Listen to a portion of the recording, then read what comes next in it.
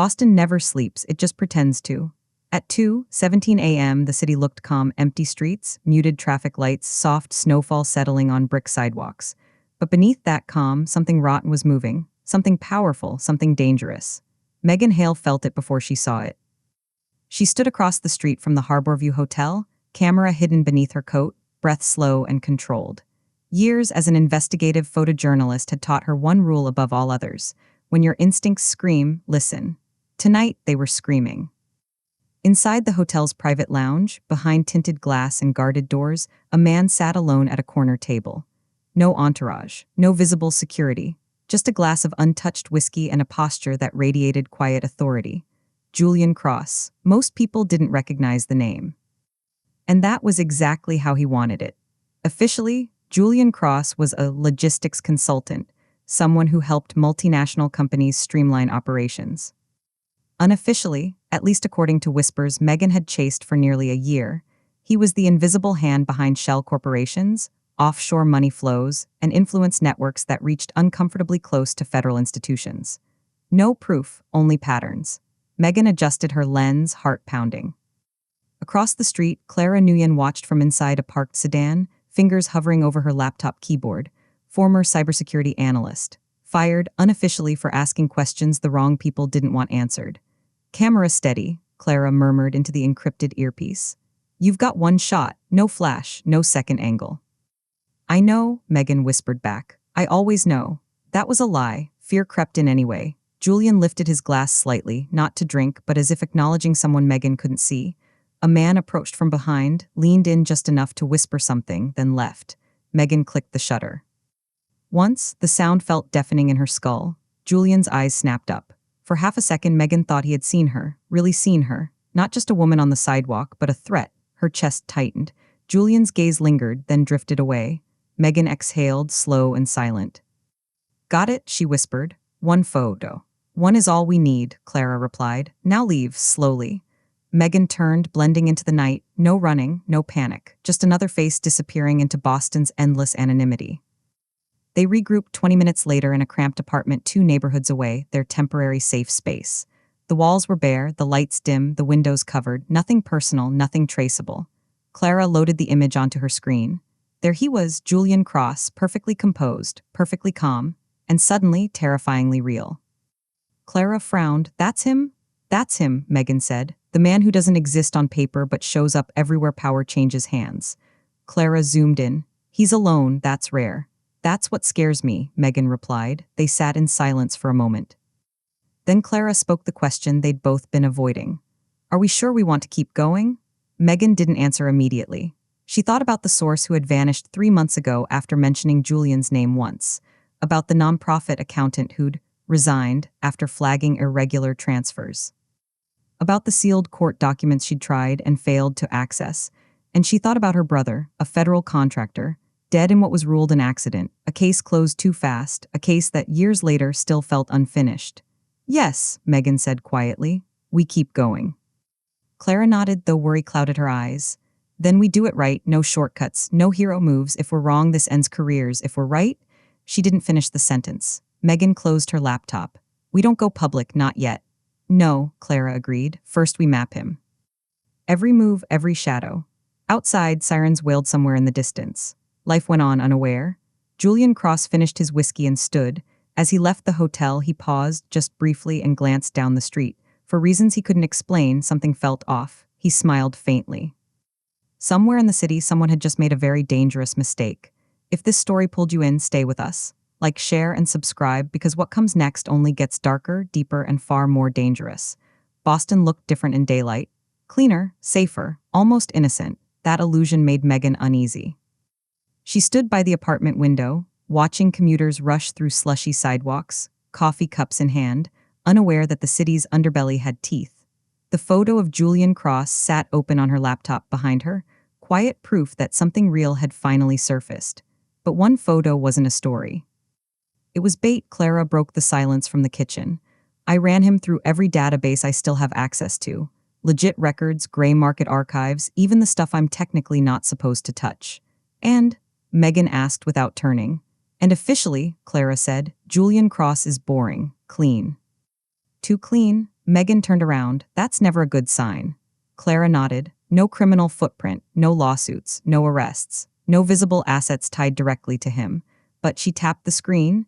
He appears within 2 degrees of separation of 6 shell companies currently under sealed federal review.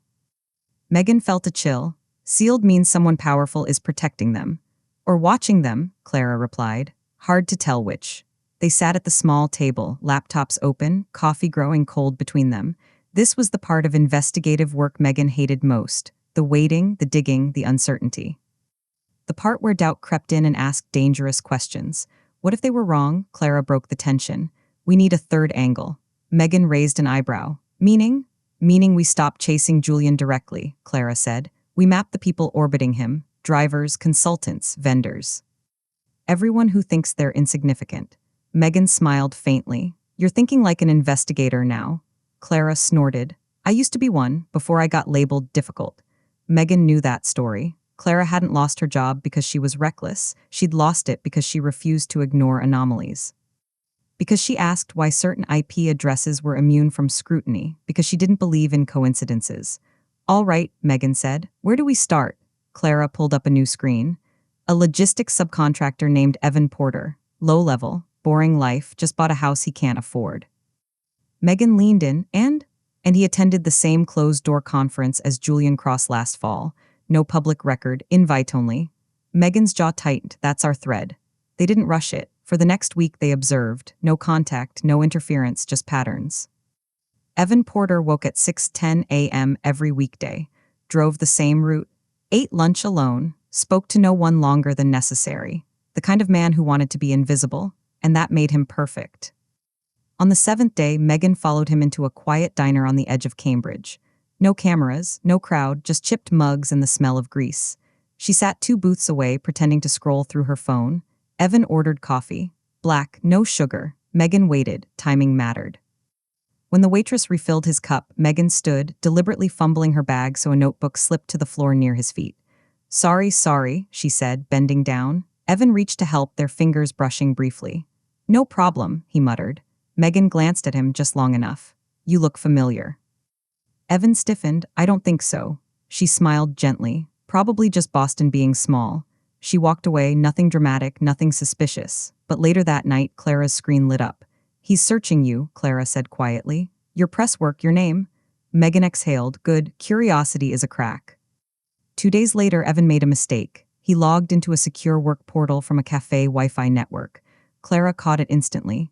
I'm not breaking in, Clara said. I'm just listening. Megan sat beside her. What do you hear? Clara's fingers flew. Encrypted files, shipment logs. Financial routing codes. Then she froze. Megan, there's a name here. Julian Cross, not as a sender, not as a recipient, as an override authority. Meaning? Megan asked. Meaning, Clara said slowly, this entire operation answers to him, even if no one says it out loud. They didn't celebrate because that was when the pressure started. Megan noticed it first, a black SUV idling too long near the apartment, then the feeling of being watched on public transit. Subtle, professional, the kind of surveillance that didn't want to be seen. Clara confirmed it that night. Our network traffic is being probed, not attacked, tested. Megan's voice was calm, but her hands weren't. Julian? Or someone watching him, Clara said. That's worse.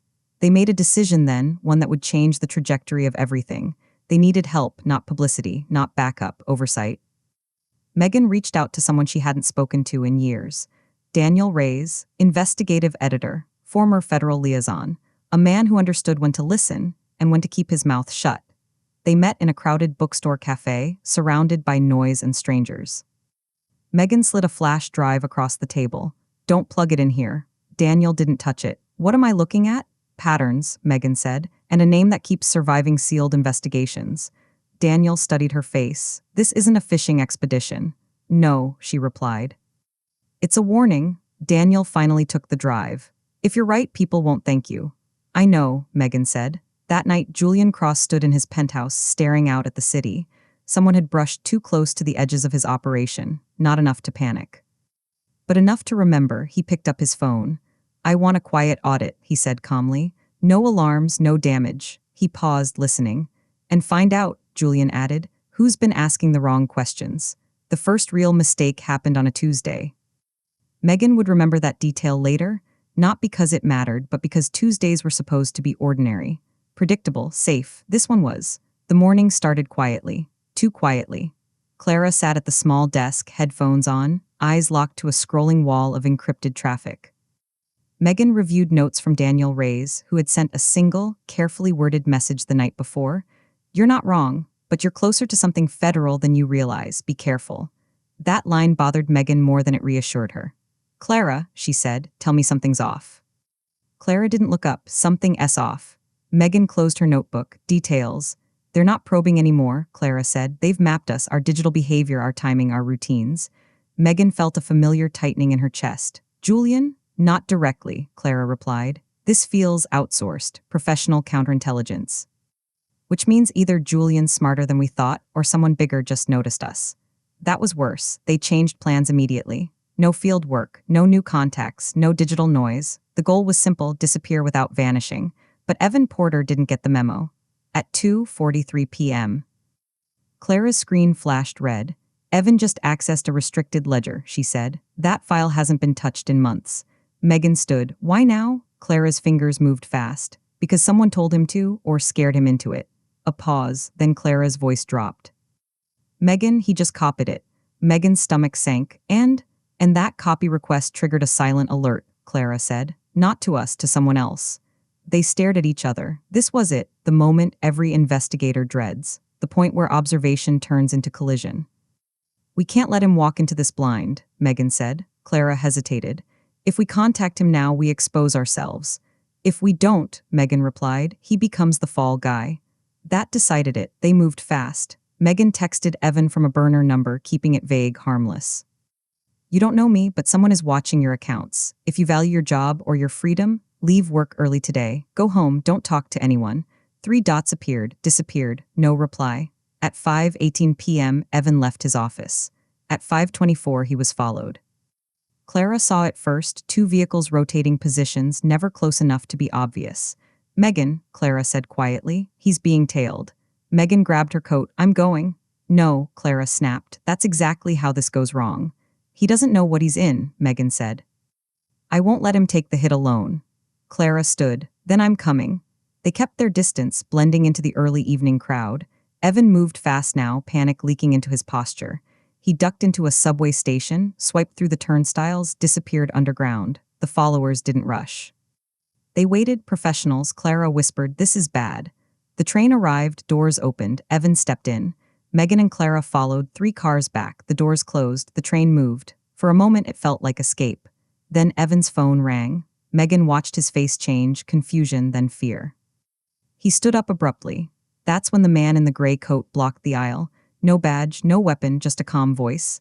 "Evan Porter," the man said. "We need to talk." Passengers stared. Someone laughed nervously, assuming it was a joke. Evan shook his head. I don't know you." The man smiled thinly. "You do now." The train slowed. At the next stop, they stepped off together. Evan didn't resist. Megan's heart hammered. She moved forward. Clara grabbed her arm. "No, Megan," Clara said, eyes wide. "This is Julian's move. This is federal containment." The doors closed. The train pulled away. Evan was gone. They stood there, surrounded by strangers, adrenaline screaming with nowhere to go. Back at the apartment, the silence was unbearable. Clara finally spoke. "He's not dead." Megan nodded, though her throat burned.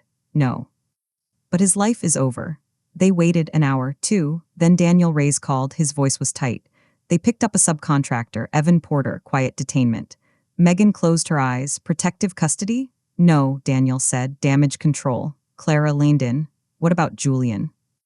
Daniel hesitated. Julian's name came up, but only as a background anomaly. Nothing chargeable. Someone higher shut it down. Megan felt anger surge. "So Julian walks." "For now," Daniel said. "And you too? You just crossed a line." The call ended. Clara sank into a chair. "We failed." Megan didn't argue, because they had. They'd underestimated the ecosystem Julian lived in, the layers of power that didn't need to break the law to ruin lives. They hadn't saved Evan. They hadn't exposed Julian. All they'd done was alert the system. That night, Megan couldn't sleep. She stared at the ceiling, listening to the city breathe. Her phone buzzed at 3:11 a.m. Unknown number. One message: "You're close enough to be noticed. That's your only warning." No name, no threat, just truth. In a penthouse overlooking the city, Julian Cross poured himself another drink. The audit had returned exactly what he expected. Noise, amateur curiosity, nothing fatal. Still, he didn't like unpredictability. Keep them alive, he said into his phone. For now. He smiled faintly. Fear, he knew, was far more effective than force. Quitting is easy in theory. In reality, it sneaks up on you at 3 a.m. when the adrenaline has burned out and all that's left is the weight of what you've already broken. The apartment felt smaller after Evan disappeared. The walls seemed closer, the silence heavier. Megan sat on the floor, back against the couch, camera in her lap like a useless relic. Clara stood by the window, watching headlights pass below, counting them without meaning to. Neither spoke for a long time. Finally, Clara said it. We should stop. Megan didn't look up. Say that again. We did what we set out to do, Clara continued, voice steady but tired. We confirmed Julian exists in the system. We flagged him, that's more than most people ever get. And Evan? Megan asked quietly. Clara swallowed. Evan is collateral. That's how this world works. Megan's jaw tightened. That's not how our world works. Clara turned. Megan, listen to yourself. We're not law enforcement. We're not protected. And now we're on someone's radar who doesn't need warrants to destroy us. Megan finally looked up. Her eyes were red but sharp. My brother was on that radar too. Clara froze. Megan hadn't said his name in years. He followed procurement irregularities, Megan continued. Just numbers that didn't add up. 2 months later, his car slipped off a wet road. Case closed. Clara's voice softened. You never told me that. Because I didn't want this to be personal, Megan said, but it always was. Silence returned, heavier than before. Clara exhaled slowly. If we continue, we do it differently. Megan waited. No more lone wolves, Clara said. No more reactive moves. We build insulation, redundancy, people who can't be quietly erased. Megan nodded, agreed. And, Clara added, we stopped chasing Julian directly. Megan frowned. Then who? The system protecting him. That was the pivot. They spent the next week underground, not hiding, but recalibrating. No fieldwork, no surveillance, just research, outreach, and patience. Daniel Reyes became their anchor. This isn't a takedown, he told them over an encrypted call. It's an accumulation, pressure from multiple directions until someone blinks. Who? Megan asked. Daniel didn't hesitate. Not Julian, someone above him or someone scared of him. That led them to a name buried deep in regulatory filings and sealed testimonies. Margaret Klein, Deputy Director, Federal Oversight Committee, untouchable on paper, untested in public. Clara stared at her profile. She's not dirty. No, Daniel said. She's careful, which makes her dangerous. Megan leaned forward. And useful. Klein had one weakness, optics. She built her career on transparency panels, ethics summits, controlled leaks that made her look fearless. She wasn't corrupt, but she had tolerated corruption when exposing it would destabilize systems she believed in. She's the type who doesn't act until she's forced, Clara said. Then we force her, Megan replied. Carefully, they didn't leak anything, they asked questions. Megan filed formal press inquiries, polite, neutral, impossible to ignore. Clara traced public funding overlaps, not accusing, just highlighting inconsistencies. Daniel quietly alerted 2 independent watchdog groups that something might be worth monitoring. No accusations, no conclusions, just light. 3 days later, Margaret Klein requested a background briefing. Not with Megan, not with Clara, with Daniel Reyes. That's movement, Clara whispered when Daniel relayed the message. It's also a warning, Daniel replied. She wants to see how dangerous you are before deciding what to do with you. The meeting happened in a federal building with too much glass and not enough warmth. Daniel went alone. When he came back, his face was grim. She knows Julian, he said, not personally, as a variable. Megan's stomach dropped. Meaning? Meaning, Daniel said. She's aware that removing him destabilizes certain ongoing operations, ones she believes protect national interests. Clara scoffed. At whose expense? Daniel looked at her, at everyone beneath them. That night, Clara's apartment network flagged something new. A passive signal, not surveillance, not a hack. A message embedded in system traffic, deliberate, elegant. Clara decoded it slowly. Then she laughed once, sharp and humorless. What? Megan asked. Clara turned the screen. 3 words appeared in plain text. Stay in your lane. Megan felt a cold clarity settle over her. This isn't just about Julian anymore, she said. No, Clara agreed. It's about who gets to decide the cost of truth. They had reached the real battlefield now, not warehouses or ledgers, but ideology. Control. Fear dressed up as order. Julian Cross was still out there, untouched, watching the ripples spread. And this time he wasn't smiling. The warning didn't scare Megan the way it was supposed to. Stay in your lane wasn't a threat, it was an admission. Someone had noticed them. Someone powerful enough to whisper instead of shout. That meant the pressure was working. Megan slept for barely 3 hours that night. When she woke, the first thing she felt wasn't fear, it was resolve. The kind that settles in your chest when every exit has already closed behind you. By noon, she, Clara, and Daniel were back on an encrypted call. They want us quiet, Clara said. That message wasn't meant to intimidate, it was meant to correct us. Daniel leaned back in his chair. Institutions don't warn people they can crush unless they're unsure they should. Megan nodded. So we don't retreat, we widen. Daniel raised an eyebrow. Carefully, that word had become a mantra.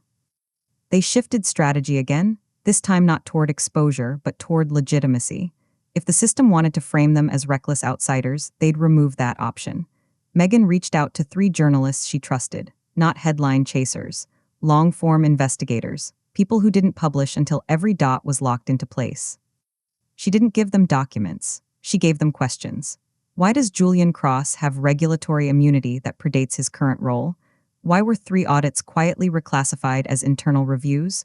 Why does every oversight inquiry stall at the same legal interpretation? The journalists didn't respond immediately. But they didn't say no either. Meanwhile, Clara discovered something unsettling. The passive signal, the one that delivered the warning, was still there. Not transmitting, not listening, just present. They left a door open, Clara said, on purpose. To monitor us? Megan asked. To see what we choose to do, Clara replied. It was psychological pressure. A silent dare. Daniel didn't like it. You're being studied. That means any mistake becomes precedent.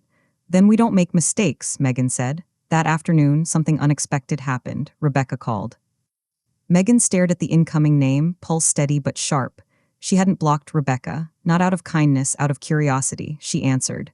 I didn't know, Rebecca said immediately, her voice brittle. About the restaurant, about the filming, about any of it. Megan said nothing. I found out after, Rebecca continued, when things didn't add up, when he started talking about you like you were dangerous. That word again. I saw the files, Rebecca said quietly. Not all of them, just enough. Megan exhaled slowly. Why are you calling me? Because, Rebecca said, Julian isn't just manipulative, he's strategic, and I think you're underestimating how far this goes. Megan's fingers tightened around the phone. Then help me understand. There was a pause, then Rebecca said, I can't give you proof, but I can give you patterns. They talked for 20 minutes. Rebecca described Julian's obsession with narrative control, how he rehearsed conversations, how he tested reactions, how he surrounded himself with people who mirrored his version of reality until dissent felt impossible. He doesn't panic when challenged, Rebecca said. He panics when ignored. That aligned too perfectly with everything Megan had observed. Before hanging up, Rebecca added one more thing. If someone from oversight contacts you, don't trust the urgency. The call ended, leaving Megan staring at the dark screen. That evening, the urgency arrived. Margaret Klein's office requested a follow-up meeting. This time directly. They're accelerating, Daniel said, which means something else is moving behind them. Megan didn't hesitate. I'll go. Clara looked at her sharply. Alone? No, Megan said, visible. The meeting took place in a conference room designed to feel neutral. Glass walls, minimal decor. The illusion of openness. Margaret Klein was composed, precise, and unreadable. You've caused a stir, Klein said, folding her hands, without actually making accusations. That was intentional, Megan replied evenly. Klein studied her. You're forcing institutions to examine themselves. That's destabilizing. Truth often is, Megan said. Klein's lips pressed thin. You need to understand the consequences. I understand them very well, Megan replied. What I don't understand is why accountability is treated as sabotage. A beat. Then Klein said, because not all exposure protects the public. Megan leaned forward. And not all silence does either. The air shifted. Klein didn't threaten her, she didn't warn her. She did something far more revealing. She offered protection. Step back, Klein said. Publicly, for now, let us handle Cross internally. In return, your name stays clean, your work stays funded. Your future stays intact. Megan felt the weight of the offer settle in her chest. This was the lane they wanted her in. Safe, quiet, complicit, she thought of the restaurant, the camera, the narrative prepared in advance, the way silence had been weaponized against her before.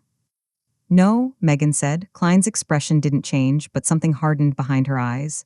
Then be careful, she said, because when institutions feel cornered, they protect themselves first. Megan stood, so do survivors. She walked out without looking back. The fallout was immediate. One journalist pulled out. Another delayed publication. A third warned Megan anonymously that pressure was being applied from multiple directions. Daniel confirmed it that night. They're isolating you? Good, Megan said. That means they're afraid. Clara, however, wasn't convinced, or they're preparing something bigger. She was right. At 2:14 a.m. Clara's system lit up red, not a warning, not a message, a breach attempt, sophisticated, silent, surgical. They're not after files, Clara said rapidly. They're after context, metadata, timelines, associations. Can you stop it? Megan asked. Clara's fingers flew. I can slow it. Then slow it, Megan said, because if they're coming this hard, it means we're close. The screen stabilized, the breach withdrew, but the message was clear. This was no longer a controlled conflict, it was escalation. Megan stood at the window as dawn crept over the city, feeling the familiar calm return, the one that came when there was no longer a choice to turn back. They think pressure will make me smaller, she said softly. Daniel's voice came through the speaker. And Megan's reflection stared back at her, steady, unflinching. It never has. Betrayal never announces itself. It arrives quietly, wrapped in logic, disguised as protection, delivered by someone who sounds reasonable enough to trust. The morning after the breach attempt, Megan woke to a message that didn't come through encrypted channels. It came through her calendar. Private briefing, 11:00 a.m., no sender name, no agenda, just a location. Clara saw it and went still. That's not a request. Daniel didn't like it either. It's a containment move. They want to control the frame. Megan closed the laptop. Then we don't let them. She didn't cancel the meeting. She prepared for it. Visibility was her shield now. She alerted one journalist, no details, just time and place. She shared her live location with Daniel. Clara set a delayed release protocol. If Megan didn't check in within 2 hours, a packet of non-sensitive but highly embarrassing procedural questions would auto-send to multiple oversight inboxes. Not leaks, pressure. The building was unmarked, federal adjacent. The kind of place designed to exist without being noticed. Inside, the conference room was smaller than the last one. No glass walls this time. No illusion of openness. Margaret Klein wasn't there. Instead, a man Megan had never met stood by the window, hands folded behind his back. "Ms. Carter," he said without turning. "Thank you for coming." "Who are you?" Megan asked. He turned slowly, mid-50s, calm, forgettable in the way dangerous people often are. "Let's say I advise people who advise directors." Megan didn't sit. "You put a breach team on my systems." The man smiled faintly. "No, that was a diagnostic." "For what?" Megan asked. "For loyalty." The word landed wrong. "You see," he continued, "systems don't fail because of bad actors, they fail because of uncontrolled narratives." Megan crossed her arms. "And I'm an uncontrolled narrative." "Yes," he said simply, "but you don't have to be." He slid a folder across the table. Inside were documents Megan recognized instantly. Her work, her notes, her timelines, curated. "You're being studied," he said. "Not punished, not silenced, assessed." Megan felt a chill. By whom? By people deciding whether you're a risk or an asset. There it was, the real offer. "You step back publicly," he said. "You let the system handle Julian Cross, quietly. In return, your work influences outcomes behind closed doors." Megan laughed once sharply. "That's not accountability, that's absorption." He didn't deny it. "You don't want justice," she said. "You want control. And you," he replied, "want impact. This is how impact actually happens." Megan leaned forward. "No, this is how responsibility gets buried." Silence stretched. Finally, he said, "Then you leave us no choice." Megan stood. "You never had one." She walked out. Outside, the air felt sharper, cleaner, like stepping out of a room where the oxygen had been thinning slowly. Her phone buzzed immediately. "Daniel, you okay?" "Megan, I am, but they're done pretending." Back at Clara's place, the mood was tense. "They didn't threaten you," Clara said. "That's worse. They offered me a seat," Megan replied, "at the cost of everything that matters." Daniel frowned. "Then we assume escalation." Right on cue, Clara's screen flashed. An alert from one of the journalists Megan had contacted, publishing tomorrow, not the one they expected. Not the careful one, the impulsive one. "That's bad," Clara said immediately. "He doesn't have full context." Megan's chest tightened. "What's the angle?" Clara skimmed fast. Julian Cross, regulatory blind spots framed as a personal vendetta. Megan closed her eyes. They're setting me up as the story. And if that runs, Daniel said, they can dismiss everything else as bias. That's when Rebecca called again. This time her voice was urgent. They're going to let him fall, Rebecca said, but not alone. Megan's blood went cold. Explain. They'll sacrifice Julian, Rebecca said. Make him the villain, and then they'll discredit you as unstable, obsessive, the unreliable accuser. The pieces snapped into place. A controlled burn, Julian would burn publicly. Megan would burn quietly. The system would survive. Clara looked up from the screen. We have one move left. Daniel nodded slowly. And it's risky. Megan didn't hesitate. Do it. They stopped trying to prove guilt. They exposed process. Clara compiled a timeline, not of Julian's actions, but of institutional responses, delays, reclassifications, quiet interventions, the way oversight bent without breaking. Daniel coordinated with a watchdog group immune to political pressure. Megan recorded a single voiceover segment. No accusations, no names, just a question. If accountability depends on silence, who does the silence protect? They released it all at once, not as a story, as a mirror. The reaction was immediate and uncontrollable. Julian Cross disappeared from public view. Margaret Klein issued a statement that said nothing and admitted everything. And for the first time since this began, the pressure shifted upward. That night, Megan sat alone, staring at her phone as notifications flooded in. Support, hate, fear. She knew what came next wouldn't be clean, but it would be honest. And that finally was something the system couldn't contain. The fallout didn't explode, it spread. That was the first sign they'd hit something real. By morning, Julian Cross was officially on leave. Not fired, not charged. Just removed from sight, like a chess piece quietly lifted off the board so the game could continue uninterrupted. Megan watched the press briefing in silence. No one said her name. No one mentioned the process map. No one addressed the question she'd asked, but they didn't deny it either. That's institutional panic, Daniel said over the call, when they stop lying loudly and start speaking vaguely. Clara didn't look up from her screen. They're reorganizing internally. Quiet transfers, temporary committees, this is damage control. Megan exhaled. So why does it feel unfinished? Because it was. By noon, the narrative shifted. A familiar pattern emerged across opinion pieces and social feeds, subtle, coordinated, effective. Megan Carter has a history of personal grievances. Sources question her objectivity. Was this investigation driven by facts or obsession? Clara slammed her laptop shut. There it is. Daniel's voice hardened. They couldn't erase the work, so they're isolating the voice. Megan felt it then, not fear, but a low, steady ache, the cost Rebecca had warned about. They're not trying to destroy me, Megan said quietly. They're trying to make me ignorable. And that, she knew, was often worse. That evening, something unexpected happened. The watchdog group Daniel had looped in released their own statement. Not about Julian, not about Megan, about oversight failure. They cited systemic delays, conflicts of interest, and procedural opacity using publicly verifiable data.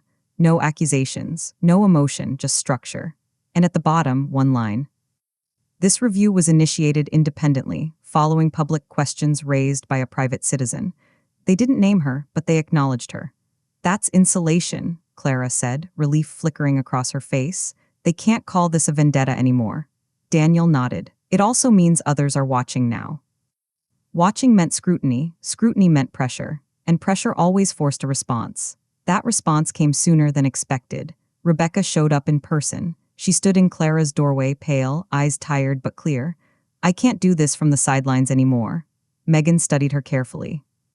You don't owe me anything. Rebecca shook her head. This isn't about you, it's about what I helped normalize by staying quiet. She pulled out a flash drive. I don't have documents, Rebecca said. I have recordings, conversations, context. The way decisions were framed when no one thought they'd matter. Clara's breath caught. That's dangerous. I know, Rebecca said, which is why I won't hand them over. Megan frowned. Then why are you here? Rebecca met her gaze. Because I'll testify, publicly under oath. If and when it matters most. Silence filled the room. Daniel was the first to speak. That changes everything. Rebecca nodded, which is why they'll try to stop it. That night the harassment escalated, not threats, not attacks, doubt, old emails surfaced, out-of-context clips. Anonymous sources questioning Megan's mental state, her motives, her stability. It was surgical. They're testing your endurance, Daniel said, seeing how much pressure it takes before you break or lash out. Megan didn't respond immediately. She was listening to something else, her voicemail. Dozens of messages from strangers, some angry, some cruel, but more than a few grateful. You asked a question no one else would. Thank you for not letting this disappear. Please don't stop. Megan closed her eyes. They're wrong, she said finally. About one thing. Clara looked at her. What's that? They think this is about me. The next morning, Megan recorded again. This time she didn't sound defiant. She sounded calm, measured, human. She spoke about doubt, about pressure, about how institutions survive not because they're evil, but because people inside them convince themselves silence is stability. She didn't defend herself. She widened the lens. If asking questions makes someone dangerous, she said in the recording, we should all be asking why. They released it without promotion. No push, no campaign, and it traveled farther than anything before it because it didn't demand belief. It invited reflection. By the end of the day, Margaret Klein resigned. Her statement cited personal reasons. No one believed it. Julian Cross was formally referred for investigation. Not quietly, not internally, publicly. That night, Megan stood alone on her balcony, the city humming below. For the first time since this began, she felt something unfamiliar. Not victory, not relief, responsibility. Daniel's voice came through her phone. You know this doesn't end cleanly. Megan nodded, even though he couldn't see her. I know, Clara added softly, but it ends honestly. Megan looked out at the lights. That has to be enough. For now, the reckoning didn't arrive with sirens or headlines. It arrived with paperwork. At 8:07 a.m., Megan received a certified notice from a federal ethics review board. Neutral language, polite tone. A request for voluntary cooperation. Daniel read it twice. This isn't retaliation. Clara looked up. It's containment. Megan nodded. It's consequence. That was the moment she understood something clearly. When systems fail publicly, they don't collapse. They reassert control in quieter ways. Julian Cross was now officially under investigation. His name circulated with careful restraint. No mugshots, no outrage, just process. And process Megan knew could stretch forever. By midday, Rebecca called from a secure line. They're moving faster than I expected, she said considerately. I've been contacted. Megan's stomach tightened. By whom? A congressional subcommittee, Rebecca replied. Closed-door testimony, limited scope. Daniel cursed under his breath. They're trying to pre-contain her story. They asked the wrong questions, Rebecca continued, which means they're afraid of the right ones. Clara pulled up a map of overlapping jurisdictions. If Rebecca testifies in a closed setting, they can control the record. Megan didn't hesitate. Then we don't let it stay closed. Rebecca went quiet. You're asking me to burn every bridge I have left. No, Megan said gently. I'm asking you to choose which side of the record you want to exist on. A long pause. Then Rebecca said, I'll do it, but not alone. That afternoon, the ethics board's voluntary cooperation turned into a scheduling demand. They want you tired, Daniel warned. Drained, reactive. Megan smiled faintly. Then we give them calm. She spent the night preparing not defenses but clarity, timelines, decisions, intent, no drama, no anger, because anger could be dismissed, clarity couldn't. The hearing room was small, windowless, deliberately unremarkable. 3 panel members, 2 staffers, 1 recorder, no press, no spectacle. Just questions. Why did you pursue this matter personally? Were you aware of potential conflicts? Did you anticipate the public reaction? Megan answered evenly. I pursued process failures, not individuals. I disclosed every conflict. I anticipated resistance, not reaction. One panelist leaned forward. Do you believe institutions acted improperly? Megan paused. I believe institutions acted predictably, she said, which is precisely why accountability matters. Silence followed. Outside, Clara watched feeds obsessively. Daniel coordinated with the watchdog group. At exactly 3:00 p.m., Rebecca made her move. She released a public statement, not evidence, intent. I will testify under oath in an open forum regarding decision-making processes I witnessed and participated in. No accusations, no names, just presence. The response was immediate. News outlets scrambled. Lawmakers issued cautious statements. Advocacy groups demanded transparency. The system had tried to narrow the scope. Rebecca widened it. That evening, Daniel called Megan as she walked home alone. They're splitting, he said. Some want this buried, others want distance. That's fracture. Megan stopped under a streetlight. And Julian, Daniel exhaled. He's negotiating. That was the final confirmation. Power doesn't negotiate unless it's cornered. At home, Megan listened to the city settle. The noise felt different now, not threatening, not loud. Honest. Her phone buzzed again. A message from an unknown number. You got what you wanted. Stop now. Megan didn't reply. She recorded one last segment that night. Not about Julian, not about Rebecca, not about herself, about cost. Truth isn't free, she said calmly. It asks for time, for courage, and sometimes for comfort. But the cost of silence is always higher, and it's paid by people who never agreed to it. She ended the recording, hands steady. Tomorrow would bring more pressure, more negotiation, more attempts to soften edges, but the line had already been crossed, and lines, once crossed, can't be uncrossed. The day of public testimony didn't feel dramatic. It felt controlled. Barricades were set back just far enough to look reasonable. Cameras were allowed in, but only certain ones. The room was larger this time, brighter, designed to signal transparency without surrendering authority. Megan sat behind Rebecca, not as counsel, not as a witness, just present. That mattered. Rebecca raised her right hand and swore the oath. Her voice didn't shake. She didn't start with Julian Cross. She started with culture. How decisions were explained. How risks were framed as necessities. How silence was rewarded as professionalism. She spoke about meetings where no one ordered wrongdoing, because no one had to, about how outcomes were guided long before votes were taken, about how temporary exceptions quietly became permanent practice. The room listened, not because they were convinced, because they were exposed. A lawmaker leaned forward. Are you alleging corruption? Rebecca met his eyes. I'm describing normalization. That word landed hard. Megan watched faces shift. Staffers exchanged looks. Notes were rewritten. This wasn't the story they'd prepared for. When Julian Cross's name finally came up, it wasn't as a villain. It was as a result. A function of a system that rewards compliance and punishes friction, Rebecca said. Remove him without changing that system, and you guarantee another like him. Outside, the press reacted in real time. This wasn't a takedown. It was an indictment of process. By afternoon, statements poured in, carefully worded, cautiously supportive, non-committal but different. Daniel texted Megan from the back row, this is landing. Clara sent another message seconds later, they're explaining themselves, that's new. The hearing recessed just before evening. No verdict, no fireworks, but something irreversible had happened. The system had been forced to speak in daylight.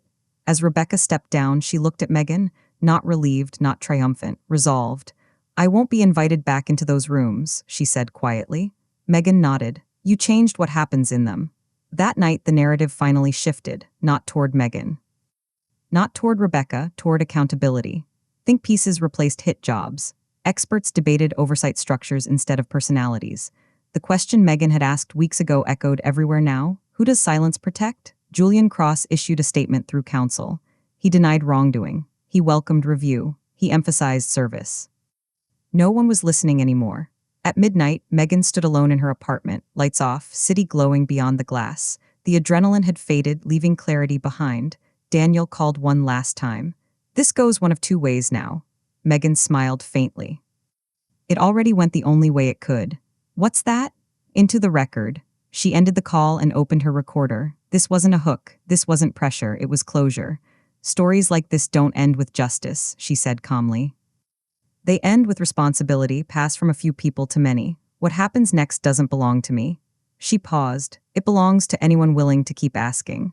She stopped the recording. Tomorrow, committees would debate. Policies would be drafted. Language would be softened, but something essential had changed. The truth was no longer isolated, and that meant it couldn't be quietly undone. Morning light hit the city like a slow warning. Newspapers lined newsstands with headlines that felt both triumphant and cautious. System under scrutiny, experts react, whistleblower sparks debate, accountability in the spotlight. Megan walked past them, coffee in hand, feeling none of the exhilaration the words promised. Change, she knew, moved slower than ink on paper. At the office, Daniel was already immersed in emails, arranging interviews, and tracking which committees were paying attention. Clara had convened a small task force to analyze Rebecca's testimony line by line. Every phrase, every sentence was being dissected for impact. Megan joined them, silently observing the shift from panic to strategy. The most remarkable thing wasn't the hearings or the headlines. It was the ripple effect among staffers. Those who had once obeyed blindly now whispered, consulted, and questioned. One by one, small pockets of resistance formed inside the system, careful and deliberate, like seedlings sprouting through concrete. Megan realized that this was the unseen victory. Rebecca, meanwhile, had returned to her modest apartment. She refused interviews, declined public appearances, and ignored calls from journalists. Her impact wasn't in recognition but in the trace she left, a record of courage and precision. Megan often wondered if she had any sense of the quiet revolution she had triggered. Weeks passed, and subtle changes began to show. Policy revisions were drafted with more transparency. Meetings that once relied on unspoken consensus now required documentation. Recommendations were debated openly rather than rubber-stamped. It was imperfect, slow, and far from total reform, but it was undeniable. Megan reflected on the journey, realizing that her obsession with exposing wrongdoing had transformed into something more nuanced, fostering awareness. She knew that no single story, no single person could change a system entirely. But stories shared with precision and integrity could ignite movements, influence perceptions, and hold institutions accountable. One evening, as the city lights flickered, Megan drafted her final report. She narrated the events with clarity, emotion, and unwavering honesty. Every line, every detail was designed to resonate, to provoke thought, and to invite reflection. She emphasized that accountability wasn't about punishment. It was about transparency, responsibility, and the courage to challenge normalized complacency. Before sending it to press, Megan paused. She thought of Rebecca's calm determination, the tense courtroom, and the quiet shifts within the system. She smiled faintly, recognizing the full arc of the story, from exposure to influence, from silence to conversation, from passive obedience to cautious empowerment. Then she hit send. The report went public. Responses poured in, analytical, emotional, supportive, skeptical. But most importantly, people were talking. Conversations that had been whispered in hallways now filled boardrooms, classrooms, and coffee shops across the country. Megan realized that the measure of success wasn't in silence or chaos, but in dialogue, reflection, and the persistent questioning of authority. That night, alone in her apartment, Megan finally allowed herself a moment of stillness. She didn't feel triumphant nor victorious. She felt grounded, aware that the work of accountability was endless but infinitely meaningful. The city outside buzzed with life, indifferent yet alive, and she knew the story she had uncovered would continue to ripple outward, long after she turned off the lights. She whispered to herself, "This is what matters, not the headlines, not the applause, but the courage to speak, the clarity to see, and the persistence to ensure the record endures." Her phone buzzed Daniel's text, "They're listening. You did it." Megan looked out at the skyline, lights reflecting off glass towers, streets humming below, and typed back, "No, they're thinking, that's the point." In the end, the story wasn't about one person. It was about the system, the people within it, and the power of accountability to ignite awareness. And for Megan, that was more than enough. If this conclusion left you reflecting on courage, transparency, and the subtle but powerful impact of standing up, make sure to like, subscribe, and share. The journey of accountability doesn't end here. It continues in every conversation, every question asked, and every system held to the light. This marks the end of the 10-part series.